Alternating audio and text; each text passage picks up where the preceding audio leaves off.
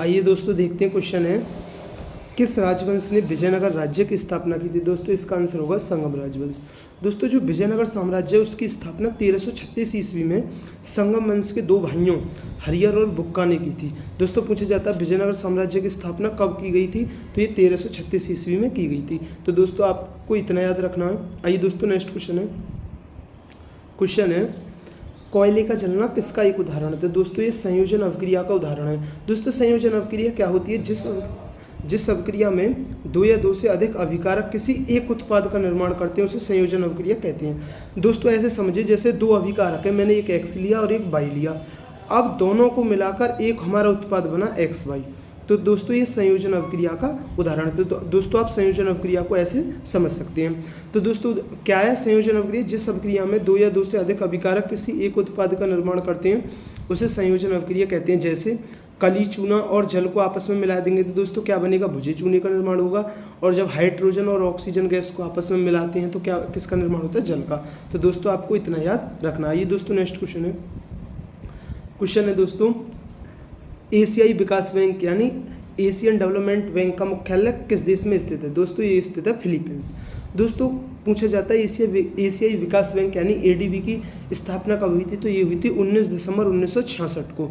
और दोस्तों एडीबी का मुख्यालय फिलीपींस की राजधानी मनीला में स्थित है। और दोस्तों एडीबी में 68 सदस्य देश है और भारत भी एडीबी का संस्थापक सदस्य देश है। और दोस्तों एक अन्य बैंक और देखते हैं, उसका नाम है न्यू डेवलपमेंट बैंक। दोस्तों पूछा जाता है न्यू डेवलपमेंट बैंक की स्थापना कब हुई थी। दोस्तों न्यू डेवलपमेंट बैंक की स्थापना का जो विचार है वो भारत द्वारा वर्ष 2012 में नई दिल्ली में आयोजित चौथे ब्रिक्स शिखर सम्मेलन में रखा गया था। लेकिन जो इसका गठन है वो 15 जुलाई 2014 को ब्राजील में आयोजित छठे ब्रिक्स शिखर सम्मेलन में की गई थी। तो दोस्तों इसका पूछा जाता है न्यू डेवलपमेंट बैंक की स्थापना कब हुई थी, ये हुई थी 15 जुलाई 2014 को ब्राजील में आयोजित छठे ब्रिक्स शिखर सम्मेलन में। तो दोस्तों आपको इतना याद रखना है।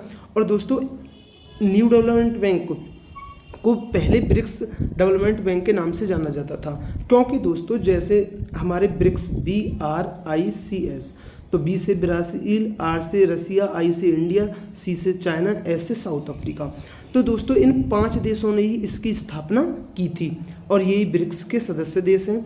अब दोस्तों क्या हुआ, इस ब्रिक्स में 1 जनवरी 2024 को, और दोस्तों ब्रिक्स का मुख्यालय कहाँ है, शंघाई चीन में स्थित है। दोस्तों 1 जनवरी 2024 को 6 नए सदस्य देश ब्रिक्स का सदस्य बनना चाहते थे। तो ये 6 देश थे अर्जेंटीना, इथियोपिया, ईरान, सऊदी अरब, मिस्र और संयुक्त अरब अमीरात। लेकिन दोस्तों पहले तो अब क्या हुआ, पहले तो अर्जेंटीना ने शामिल होने से कह दिया कि हम शामिल होंगे ब्रिक्स में, लेकिन बाद में क्या किया, अर्जेंटीना इसमें शामिल नहीं हुआ। तो 5 देश ब्रिक्स में पहले से थे और 5 और शामिल हो गए। अर्जेंटीना ने तो नहीं कर दी कि हम ब्रिक्स में अब शामिल नहीं होना चाहते, इसलिए 5 पहले से थे और 5 और जुड़ गए। अब 5 कौन कौन से जुड़े, अर्जेंटीना को छोड़ दिए, इथियोपिया, ईरान, सऊदी अरब, मिस्र और संयुक्त अरब अमीरात। अब तो दोस्तों ये अब ब्रिक्स में कितने सदस्य देश हो गए, अब दोस्तों सदस्य देश हो गए 10। तो दोस्तों आपको ब्रिक्स के बारे में इतना याद रखना है। और दोस्तों ब्रिक्स के जो बैठक होती है, जैसे ब्रिक्स की फुल फॉर्म में ब्राज़ील, रसिया, इंडिया, चाइना, साउथ अफ्रीका, तो पहले ब्राज़ील इसकी ब्रिक्स की अध्यक्षता करेगा, फिर उसके बाद रसिया करेगा, फिर उसके बाद इंडिया करेगा, फिर उसके बाद चाइना करेगा, फिर उसके बाद साउथ अफ्रीका करेगा। दोस्तों ये एक ऐसा संगठन है, इसके नाम के अनुसार ही इसकी अध्यक्षता की जाती है। तो दोस्तों आपको इतना याद रखना। आइए दोस्तों नेक्स्ट क्वेश्चन है हेमिस्तसु त्यौहार किसकी जयंती पर मनाया जाता है। दोस्तों ये मनाया जाता है गुरु पद्म संभव की जयंती पर। दोस्तों ये हेमिस्तसु त्यौहार 2 दिवसीय त्यौहार है, जो यह महोत्सव बौद्ध संत कौन थे, गुरु पद्म संभव की जयंती पर मनाया जाता है। दोस्तों जो लद्दाख में हेमिस मठ स्थित है उसमें ये हेमिस्तसु त्यौहार मनाया जाता है। दोस्तों ये बहुत बार पूछा जाता है कि हेमिस्तसु त्यौहार किसकी जयंती पर मनाया जाता है, तो ये बनाया जाता है गुरु पद्म संभव की जयंती पर। आइए दोस्तों नेक्स्ट क्वेश्चन देखते हैं। दोस्तों नेक्स्ट क्वेश्चन है a century is not enough किसकी आत्मकथा है। तो दोस्तों ये सौरव गांगुली की आत्मकथा है। और दोस्तों सचिन तेंदुलकर की आत्मकथा का नाम क्या है, प्लेइंग इट माई वे। और दोस्तों कपिल देव की आत्मकथा from the heart and autobiography. दोस्तों ये किसकी आत्मकथा है? कपिल देव की आत्मकथा है। और दोस्तों युवराज सिंह की आत्मकथा का नाम क्या है? The test of my life. तो दोस्तों ये आत्मकथा भी याद रखनी है, ये भी पूछी जाती है सचिन तेंदुलकर की और कपिल देव जी की और युवराज सिंह की।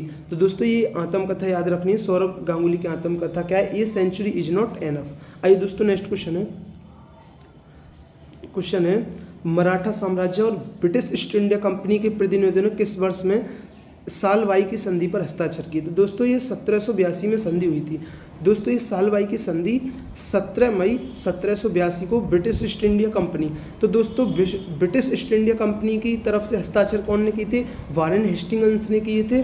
और मराठों की ओर से सालवाई की संधि पर हस्ताक्षर किसने किए थे? महादजी सिंधिया ने किए थे। और दोस्तों सालाबाई की संधि के तहत प्रथम आंग्ल मराठा युद्ध समाप्त हुआ था। दोस्तों पूछा जाता है सालबाई की संधि के तहत कौन सा आंग्ल मराठा युद्ध समाप्त हुआ था? ऑप्शन मिलेंगे प्रथम आंग्ल मराठा युद्ध, द्वितीय आंग्ल मराठा युद्ध, तृतीय आंग्ल मराठा युद्ध, चतुर्थ आंग्ल मराठा युद्ध। तो दोस्तों कौन सा समाप्त हुआ था? ये हुआ था प्रथम आंग्ल मराठा युद्ध। दोस्तों बहुत ही इंपॉर्टेंट क्वेश्चन है, इसे आप याद रखना। तो दोस्तों सालबाई की संधि कब हुई थी? 17 मई 1782 का। आइए दोस्तों नेक्स्ट क्वेश्चन है। दोस्तों नेक्स्ट क्वेश्चन है निम्नलिखित में से कौन लोकसभा की पहली महिला स्पीकर है? तो दोस्तों लोकसभा की पहली महिला अध्यक्ष थी मीरा कुमार। दोस्तों पूछा जाता है मीरा कुमार जो किस राज्य से बिलोंग करती हैं? बिहार से हैं। और ये लोकसभा की पहली महिला अध्यक्ष थी। वह 2009 से 2014 तक लोकसभा की 15वीं अध्यक्ष रही। दोस्तों पूछा जाता है लोकसभा की दूसरी महिला अध्यक्ष। दोस्तों ज़्यादातर पहली महिला पता होता है मीरा कुमार है, लेकिन दूसरी महिला ना पता होता, इसलिए। तो दोस्तों लोकसभा की दूसरी महिला अध्यक्ष थी सुमित्रा महाजन। ये लोकसभा की अध्यक्ष बनने वाली दूसरी महिला थी। तो दोस्तों दोनों को याद रखना, लोकसभा की पहली महिला अध्यक्ष मीरा कुमार और दूसरी महिला लोकसभा अध्यक्ष वो थी सुमित्रा महाजन। और दोस्तों जो लोकसभा के पहले अध्यक्ष थे वो थे गणेश वासुदेव मावलकर। तो दोस्तों आपको इतना याद रखना है, जो 1952 से 1956 तक रहे थे। तो दोस्तों लोकसभा की पहली महिला अध्यक्ष कौन थी? मीरा कुमार। ये दोस्तों नेक्स्ट क्वेश्चन है सर्वोच्च न्यायालय के न्यायाधीश को हटाने के लिए 108 संसद सदस्यों द्वारा हस्ताक्षरित प्रस्ताव पहली बार किस वर्ष लाया गया?